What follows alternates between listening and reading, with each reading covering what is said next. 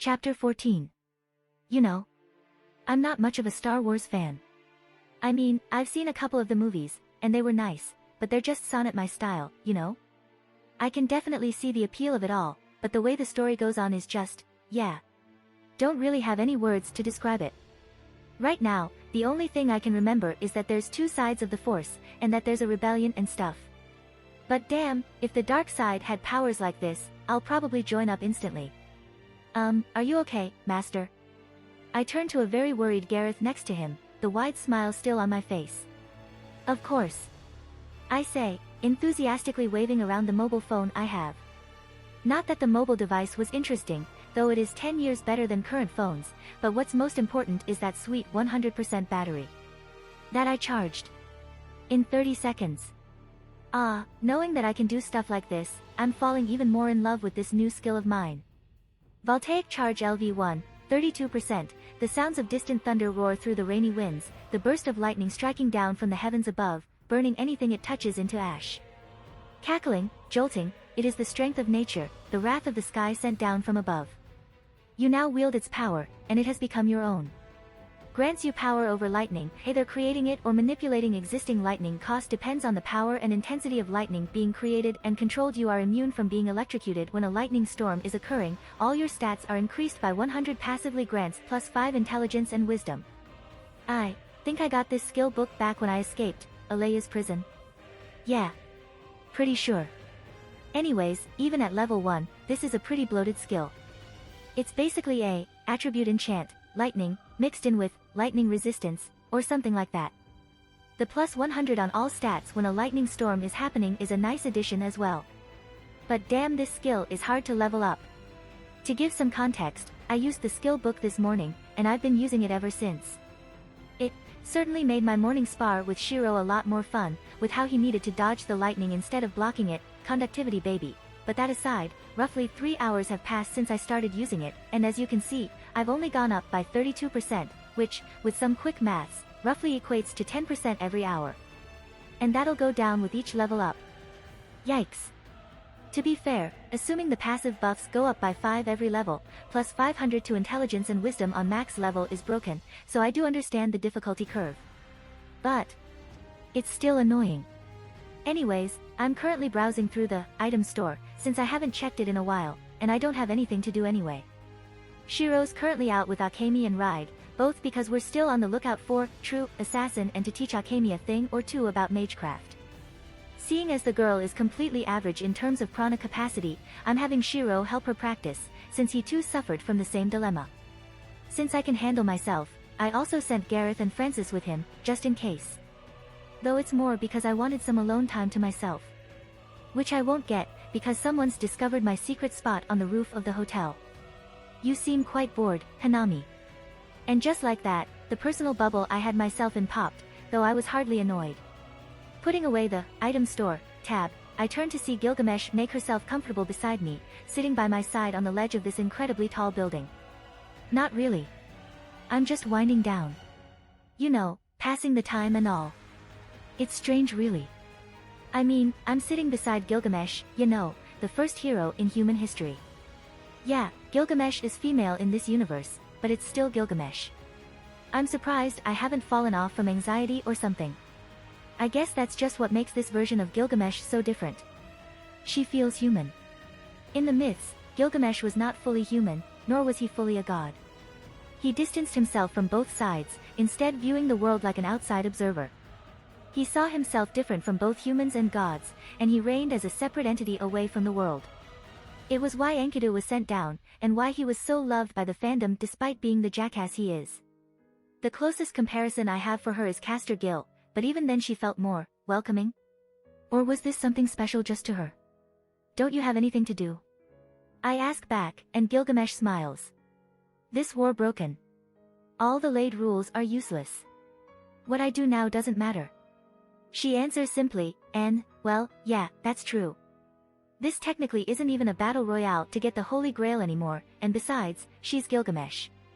She can probably just grab a copy or two of the damn artifact and use it to drink some of her wine. Guess so. She laughs, and we soon lapse into peaceful silence. The wind whistles around us, the hustle and bustle from the city below sounding like distant echoes, and I see a golden portal appear beside me. Out of it comes a golden cup, not quite the Holy Grail, but magical enough for the Magi to probably go crazy, and Gilgamesh picks it up and drinks wine from it. How fitting dash, oh, and she's even holding a cup for me. Thanks.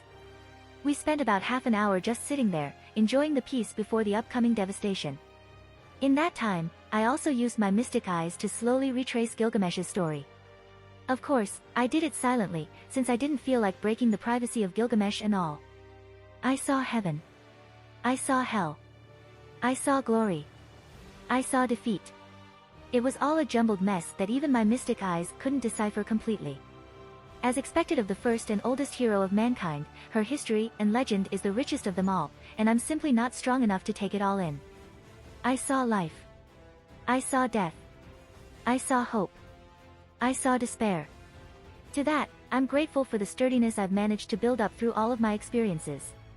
Had I not held on, I would have probably broken out in pain and fell off the roof, again. But there was one thing I managed to see clearly. I saw her shout, and the heavens came crashing down.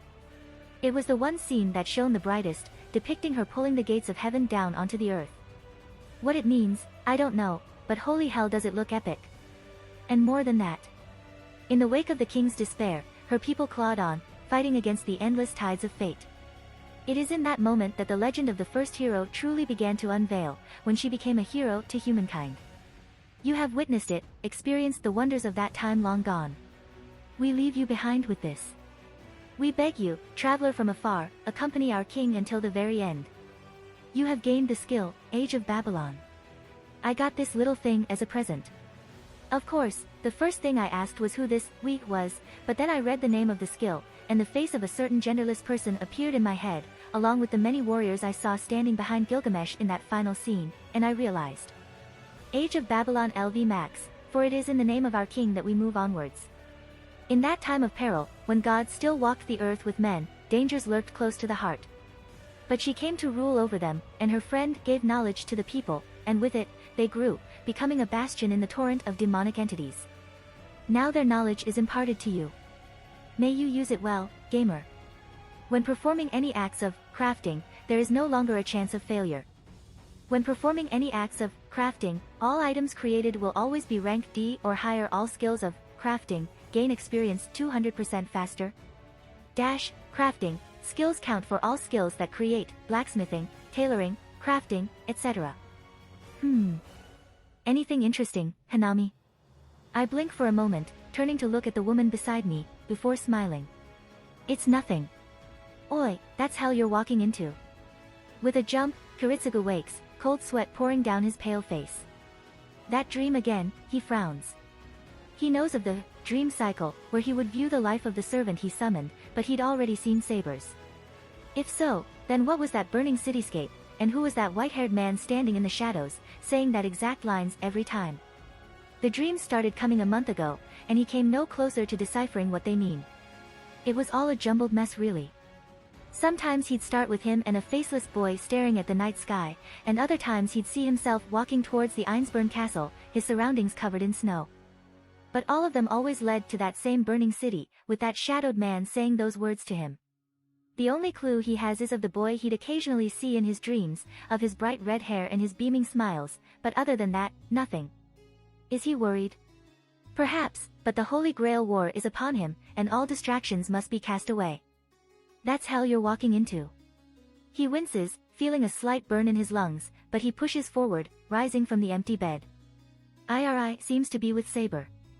That is fine by him. Good morning, Kiritsugu. Ah, Mia. The woman bows, gently closing the door behind her. Her face holds no expression, and she stares at him. Are you alright? It's unlike you to wake up late.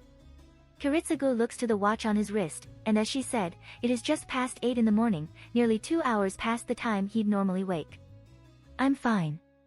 That was a lie, and Mia clearly knows as well. Kiritsugu. His body has been weakening. It isn't physical, he'd gone to several doctors to examine his body, and they'd found nothing. It doesn't seem to be magical as well. There are no traces of curses or lingering prana in his body. If so, why does he feel so weak? Why does his lung burn with every breath he takes? It hurts, doesn't it, oh hero of justice? Kiritsugu. Suddenly, Mia comes to him, holding him before he can plummet onto the floor. He gasps, but even the sound is muted, weak. It's the weakest he's ever felt. The colors of the world grow dull, and the ringing in his ears grows. And then he sees himself sitting on a wooden porch, staring at the night sky, and his son sitting beside him, tears flowing down his golden eyes. Yeah, you can rest, Dad. His name echoes in the throes of his mind. Sure, Ro. Kiritsugu blacks out. When Irisville hears that Kiritsugu suddenly fainted, she was understandably worried. She and Saber had immediately ran back to her bedroom, and there she saw Mia sitting by the bedside, her normally expressionless mask broken by a worried frown, and Kiritsugu sleeping on the bed, his face pale and his breath short and ragged. Worry then turns to horror when Mia shows the thermometer she had used on Kiritsugu, and the terrifying 46POC FKNH52ZK1W64WSWVH1Z2T2GTCJ2X WW P3QCTAWG7so6 says if TKOPY2IBA9VWSDSNRSC the necessary medicines to help him. But a sliver of hope appears when Mia mentions the name Kiritsugu had said before he passed out. Shiro. He'd said that name. I looked through the recent documents in the city, and there was only one that matched the name. She'd said as she handed a small file. In it is a picture, depicting a pair of what she assumed to be teenagers. One is a girl with light brown hair, and the other a boy with deep, red hair and golden eyes. The boy made her feel strange. He seemed familiar, yet she knew she'd never seen him, since she would have easily remembered such. Saber seems to hold the same sentiment, stating that seeing him made her heart ache slightly, as if remembering an old memory. The history they had wasn't very long. They arrived in Fuyuki nearly a week before and soon rented a hotel to stay in. But before that, the two were found in Miki City a month ago, injured and bleeding, and had been treated until they fully recovered. That was it. They had appeared a month ago. The same time when Kiritsugu began to weaken. Whether or not they were the culprit to Kiritsugu's worsening health, she isn't sure. They are young, but appearances are deceiving. But she knows the boy holds the key to her husband's recovery. Kiritsugu had helped her so many times. It was time for her to do the same for him. Irisville wasted no time. With Mia remaining behind to care for her ill husband, she and Saber went out into the city, searching for the red-haired boy. And while I'm watching all of this happening with my mystic eyes, I let out a small sigh, contrasting Gilgamesh's laugh. I assume you have to go. Gilgamesh looks to me knowingly, and I give a small nod as I stand up. Yep. Kiritsugu's not going to last this day if I don't go, and I can't let Shiro's dad die, you know? I promise to change things. Then I shall wait. I am eager to taste this sushi you've mentioned. I laugh slightly, enjoying the enthusiasm the woman holds for the Japanese cuisine. I'll be going now. See you later. With that, I leap off the building and fly forward, the prana jet propulsions, on my feet boosting me through the air. After some time flying around, I manage to make it to Shiro, who's currently staying at the forest west of Fuyuki, teaching Akemi some basics of magecraft while the servants are chatting. I make my descent, landing right in front of Shiro and surprising the hell out of the other girl. Yo. I say, smiling, as I hold up my hand in greeting. Shiro smiles wryly as he slowly coaxes Akemi to calm down. Then, after the girl managed to calm down and apologized, I continue.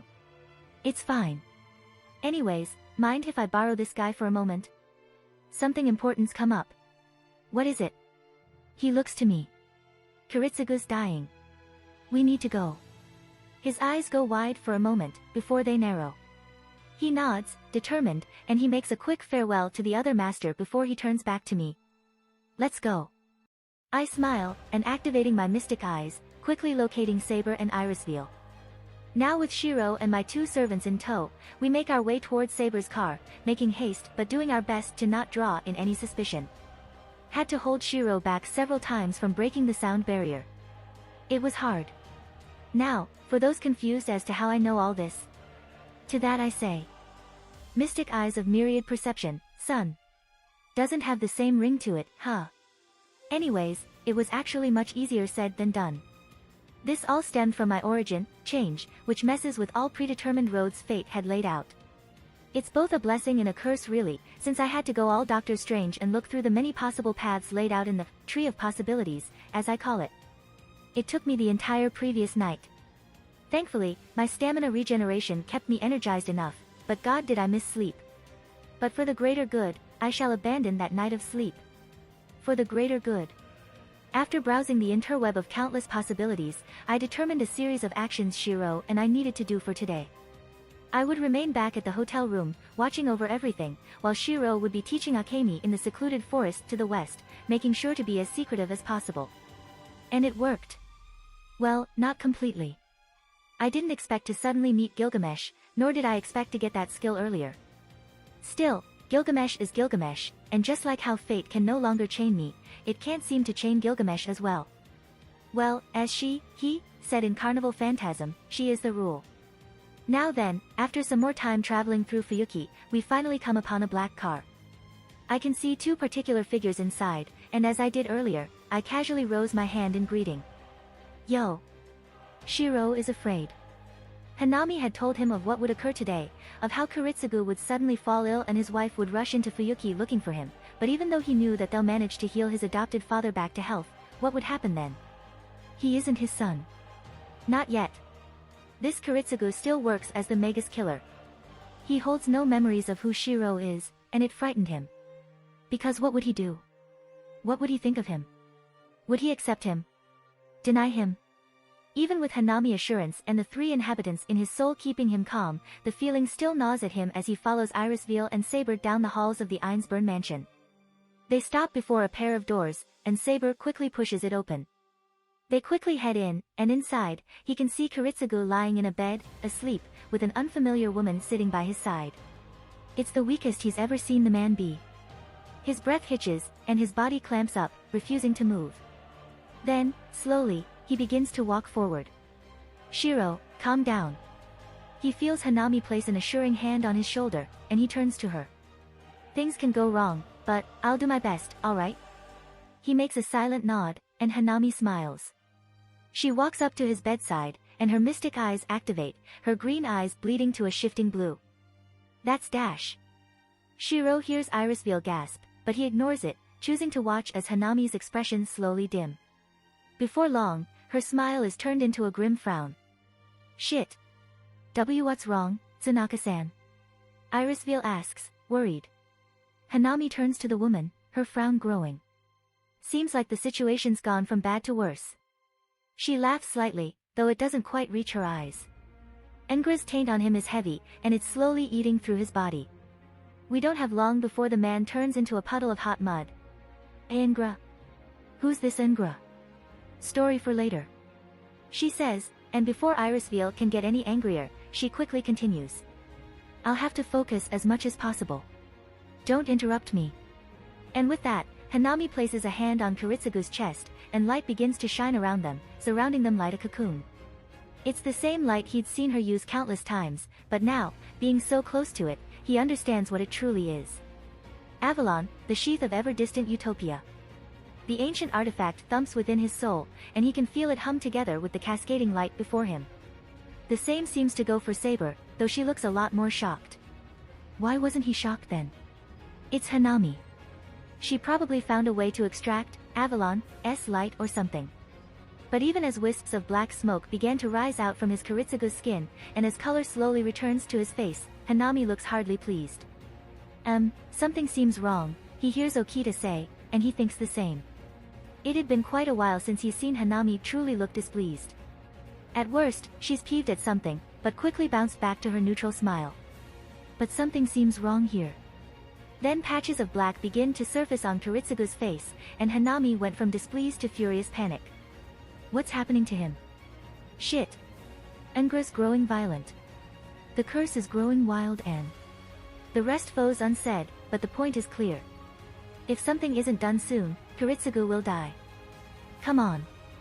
Hanami pushes again, and the light around them shines brighter than ever. Come on. He hears her plead, but the black taint continues to spread. Prana is being wildly flung all over the place, and Hanami continues to struggle, even as signs of strain begin to show on her face. Kiritsugu will die. Stay put, you piece of sh-ack. Cracks begin to appear around the room. Irisveal and Mia suddenly fall, overwhelmed by the sudden denseness of prana in the atmosphere, while Saber stares at the girl, shocked and unbelieving that Hanami is even human. After all, what kind of human can emit such large amounts of prana? But Kiritsugu will die. Even then, the curse continues to eat away at Kiritsugu, and the patches of black begin to make it up to his neck, reaching towards the brain that keeps the body living. Glass shatters, floors begin to break away, and the roof starts to cave in. The two opposing forces clash against one another, fighting for dominance. But even then, Kiritsugu will die again. Shiro's lung feels like molten lead as he watches the black taint reach up to his foster father's eyes, only now inches away from the brain. He would watch his father die again. Let's not give up hope just yet, shall we, Merlin? She doesn't respond, but he can somehow picture the smirk on her face. Pink flowers begin to somehow grow underneath his feet, before spreading all over the room, coating the floor in a pink bed of flowers. Mia and Irisveal look down in shock, but Saber goes from awe and shock to being absolutely catatonic. Humph. Her expressions are always funny. Merlin giggles, and he has to admit, he thinks so too, especially with how she's looking at the pink flowers with as much enthusiasm as a dead fish. But, that isn't important right now. Merlin has appeared, and she's somehow brought a portion of the Garden of Avalon into the real world. Her intent and his match, merging into one. Her wisdom, her emotions, her history, her everything, he sees it all, and he takes it all in. The tranquil winds of that ever-distant garden blow through the room, and he smiles. Let me tell you a story of a king. The inner sea of the planet. The platform of the watchtower. Two voices rings out at once. The air around him ripples, winds swirling around the room, and the blooming pink flowers sway to the rhythm of an unheard song. The cold seeping from the outside vanishes, replaced by calming warmth. From the edge of paradise, you shall hear my words. Your story shall be full of blessings, let only those without sin pass. Let there be no suffering in these tranquil gardens. Garden of Avalon. And so the noble phantasm is invoked, and the ever-distant utopia shrouds the room. The blessings it holds seeps into every individual in the room, taking away all blemishes and healing any injuries. The fatigue and weight Irisveal has for being the Grail fades away, and the days of sleeplessness Mia has disappears. Hanami's light sings in tandem, and it grows even stronger, reaching deeper into the core of Amiya Kiritsugu and coming upon the channel carrying the taint, connected to the corrupted Grail. Almost there, Hanami glares at her hand, determined, and with one last push, she sends her prana into the Kiritsugu's entire body, breaking past the walls the taint had been building. Then, Gihen. Lines of white stretch across the man's body, before bursting into light. An otherworldly shriek fills the room, before it fades, and with it gone, the taint on Kiritsugu's body drains away, leaving him healthy. Ha! Hanami heaves a slow sigh, before immediately falling onto the floor. Ack, everything hurts. She says and turns to him, a wide smile stretching across her face. Well, there you go, Shiro. He's okay, right? He asks warily, and Hanami responds with an enthusiastic thumbs up. Yep. He'll be asleep for a day or two, and his magic circuits won't be running at full capacity for a while, but he's fine. Now, if you'll excuse me. As she says that, she tilts back and falls onto the floor, immediately going asleep. And then she disappears, probably into an empty ID, if he remembers correctly. The presence of her two servants vanishes as well, following their master. Which leaves him here, alone, with an asleep Magus killer and three women, each looking to him with many questions in mind. Alright, how should I begin? By the time he finished an edited explanation of what's going on, it's already turned evening, and the night sky had shown itself. The three women, Saber especially, were very insistent in their questions, and it took him a while to explain that he was indeed a normal human and not some reincarnation of Merlin, though that suggestion did make the actual Merlin giggle slightly. Of course, he had enough tact to not mention how he and Hanami got here in the first place. Though the atmosphere turned heavy as he explained who Ngramenu was.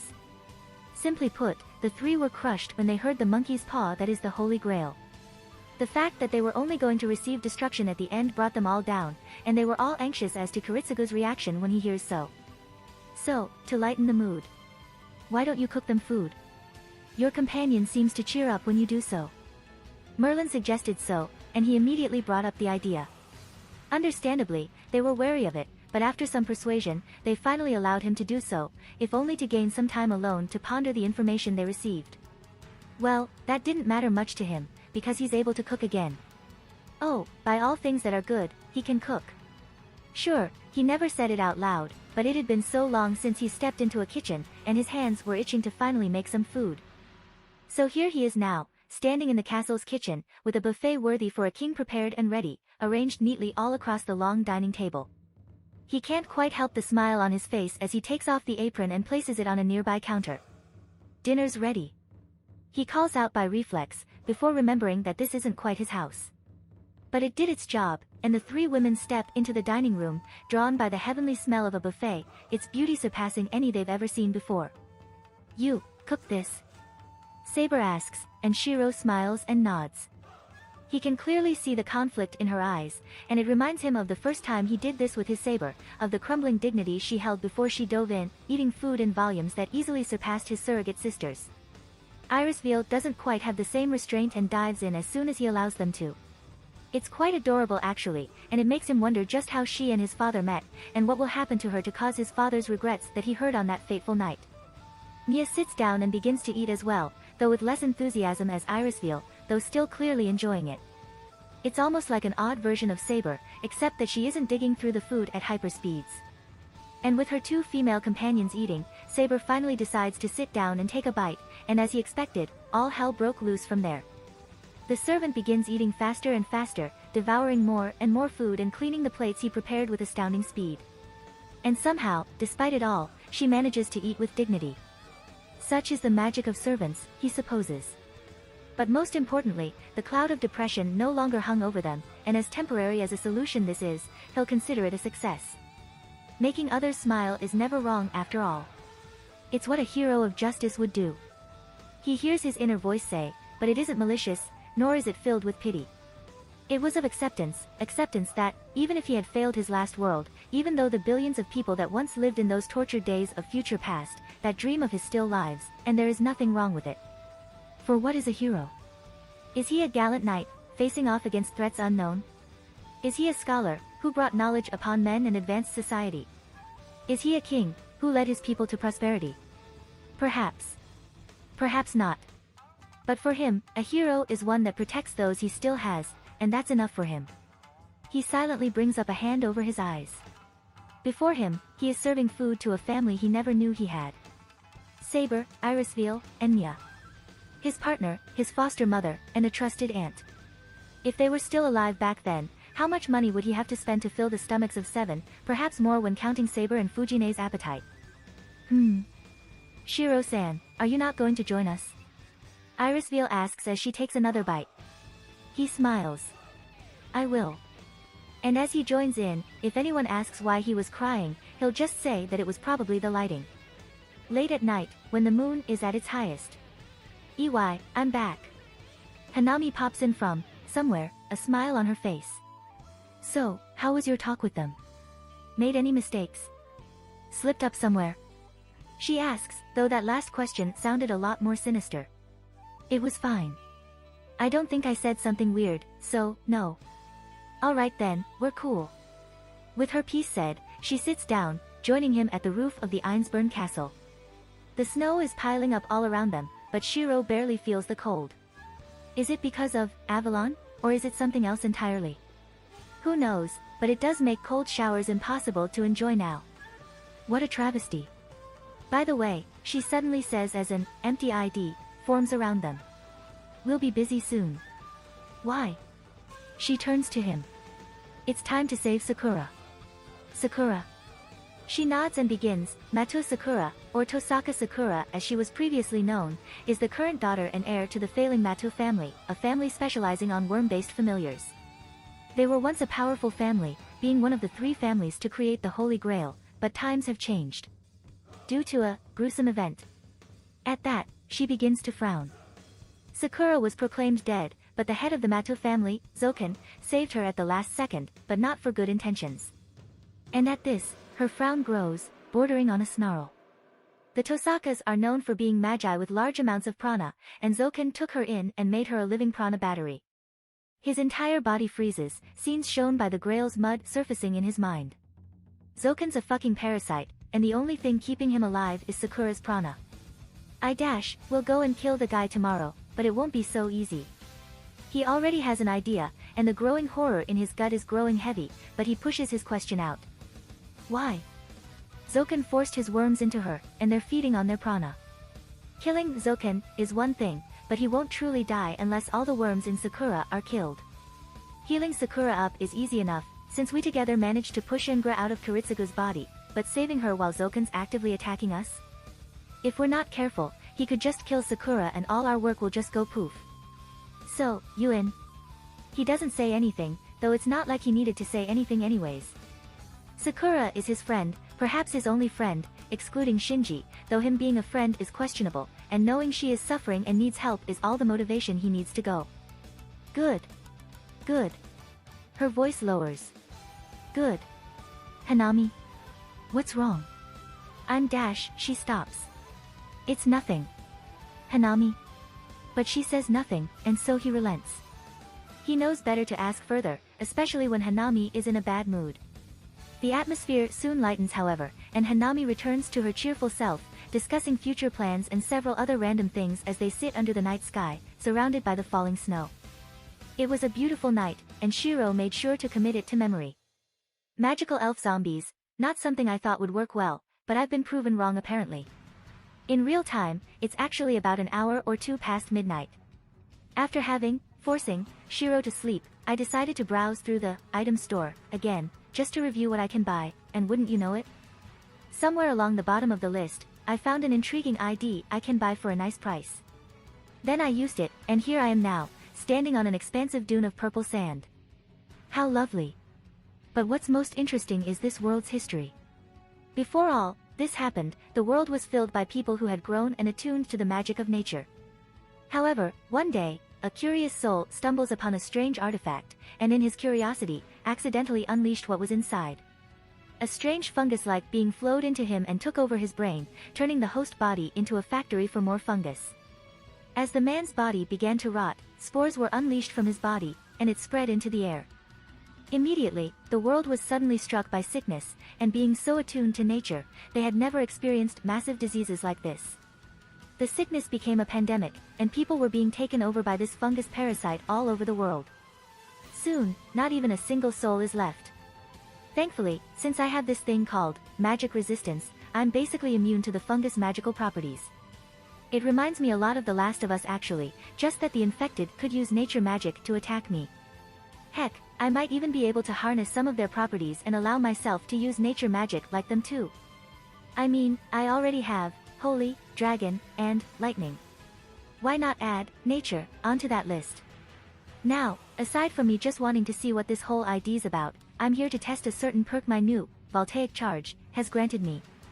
So, bringing out my staff, I hold it up, and I send a bolt of lightning upwards, before spreading towards the surrounding clouds. Then, slowly, using my prana to guide the clouds, I begin to gather them. A blanket of clouds form above me, and with a smile of anticipation, I cause one last chain reaction. And lightning begins to jump around, winds blowing harshly as nature begins to react. A dry lightning storm has been made. Oh, and hey, aren't my stats increased by 100 when a lightning storm is happening? I can feel my power rising with the storm, and boy does it feel good. Due to certain actions, you have gained the skill, Call of Lightning. Gwa. Oh, turning around, I come to see a group of those elf zombies, standing there and staring at me, clearly surprised to see me with my flesh not rotting like theirs. Well, too bad, zoms. 'Cause it's time to shock ya.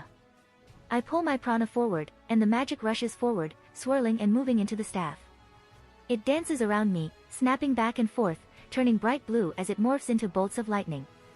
I look to them, and they look back, traces of fear seen lingering in their dead eyes. I smirk, and let go. Boom. The bolt snaps forward, and in an explosion of electricity, the group of zombies is fried. Not even a shriek is heard as their ashes fly away with the rising winds. You have killed rotting GYLPHS X3. Gained 4500 EXP. I look to my hand, and my face begins to hurt from how wide my smile is. Because I just zapped some bois out of existence. Yo, that was awesome. God, the normal one already felt great, but with the lightning storm going on? Oh, I feel like I'm on overdrive, baby. I spend some more minutes just enjoying the feeling of the lightning bouncing around inside me, before finally sitting up and moving. Don't have any particular paths I want to take, and I don't want to spoil myself using my mystic eyes, so I just decided to go east, zapping zombies and observing the area for anything of interest. The purple dunes got boring after about 5 minutes, so I just began flying. Eventually, after lots and lots of weak elf zombies being turned into ash, I come across a strange, satellite. A structure made of green polished stone, shaped like a modern satellite dish, though much larger. I don't see any zombies around it, nor are there any inside. After entering it, the inside is surprisingly clean, with only some specks of dust latching onto the wall. The inside is mostly empty, with only a path leading to a rock at the center. And inside it, a wooden dagger is stabbed, its edge stuck into the stone. As cool as the dagger looks, all implanted into the stone like Caliban or something, it's actually just a normal dagger. Trust me, use my mystic eyes on it, nothing came up. Kinda disappointing really. What pulling it out does is hardly disappointing though. From what my eyes can gather at least, the dagger's currently blocking the flow of some weird unknown energy, and the moment I pull it, the energy will flood this entire satellite dish, and it'll broadcast it out into the world, creating a pulse of energy and calling the gods. Well, assuming the gods are still here of course. But just pulling it out is kinda boring, so I create a prana bullet, and shoot it instead, knocking the thing out of the stone and into the purple sand. Instantly, energy floods the satellite dish, and the building begins to rumble. Strange pulsing sounds are heard from above, and with it is the combined groans of what seems to be a legion of elf zombies, attracted to the sudden burst of energy. Well, more cannon fodder, I say cheerfully as I skip my way out the building, lightning crackling around me. My mystic eyes flare to life, taking in all of the approaching elf zombies rushing in from all sides, and I smile. More EXP for my voltaic charge. You have killed rotting glyphs X717. 1,075,000 EXP gained. You have leveled up X2. Voltaic Charge has leveled up X4. Prana Construct has leveled up X7. OD Manipulation has leveled up X2. Ah, what sweet, sweet bliss it is to stand atop the pile of ashes of my fallen enemies. Tastes like very burnt toast, though accidentally tasting the ashes is better than breathing it in. Wait, since I accidentally ate some, does that mean I just ate the burnt remnants of a rotting zombie corpse? Okay, yeah, both tasting and breathing the ashes is terrible. Anyways, I cleared out the massive horde of zombies with a combination of lightning strikes and prana whips covered in electricity. Actually, with how much I used the whip I'm surprised I haven't gained a skill for it yet. Well, then again, I don't think swinging the whip like a sword counts as whip mastery. Or something else is happening, and my gamer system's being weird. I don't know. Now that all the enemies are fried, I finally look back to the satellite building, and the bright light ascending from its center, reaching up high into the clouds. Getting up from the pile of ash, I walk back into the building, shivering slightly from the sudden pressure in the atmosphere, but I continue onwards, before stopping at the pillar of light. My mystic eyes activate, and Gateway to Uriel, recommended LV45. That comes up. From the lore my eyes can pick up, it seems this satellite building is apparently one of the many beacons the ancient people built to call down the heavens, or as I know now, Uriel. There are more satellite beacons spread across the dunes, and I just happened to come across this one. But, recommended LV45, Currently LV31 right now, but should I do it? Nah, I went in the Reeve jungles, back in Mickey, and that one had a recommended level of 40. I think I'll be good. Let's go. Transport confirmed, activating warp drive, initiating. Whoa. Whoa. Hold up, where the hell's this? I was expecting some kind of cool, godly place, especially after reading the description from earlier, not some kind of weird blue void filled with static. Cyberspace, it seems to be a strange gap between the warp drive. A blue void filled with numbers and information, all flowing and merging into one as you are whisked away. Time until arrival, 4 minutes and 52 seconds. Huh, it's literally a loading screen. Ooh, this gives me some Animus vibes from Assassin's Creed, though that one's white and is filled with translucent white boxes. Both are just as empty though, and just as trippy. Since I don't have infinite stamina and MP, nor am I bored enough to run around in circles, I decide to sit down and browse the shop again. I've already looked at the item store one too many times, so I move on to the other two stores, though the skill books, sold on the skill store, are all boring, and those that look somewhat special need special materials I don't have yet. After a quick minute browsing, I move on into the pet store, and this one is much more interesting. As the name implies, yes, I can buy pets here. That's cool and all, but as take a look on the tabs, I notice a certain one that, well, human/humanoids. Yeah, the name speaks for itself. Now, I only have around 2 minutes left before the transfer, so I'm being quick here. This tab's structured a bit differently to the others. The, commissions don't have ranks like the other pets, but they have levels placed right next to their names, which makes sense.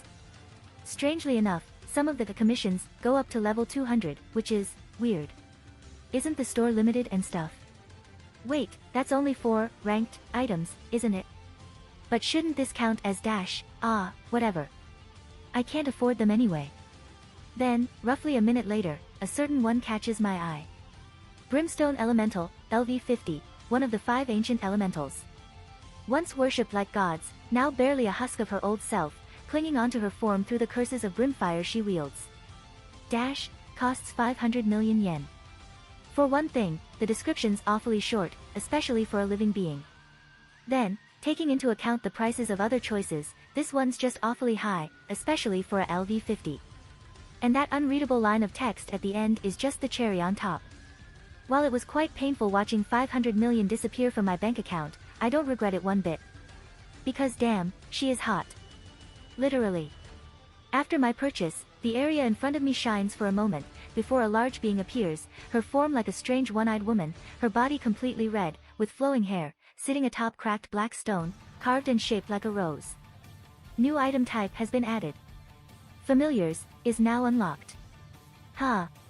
Cool, let's see what this whole thing's about, shall we? Familiars, Brimstone Elemental, LV50, Lancer, Gareth, LV150, Rider, Francis Drake, LV170. Neat. So it's an... Wait, shouldn't I have gotten this when I summoned Gareth? What the hell? Is the gamer system lagging or some dash? I don't quite get to finish my ramblings, as the void around me swirls, and light overtakes my entire vision. Welcome, traveler.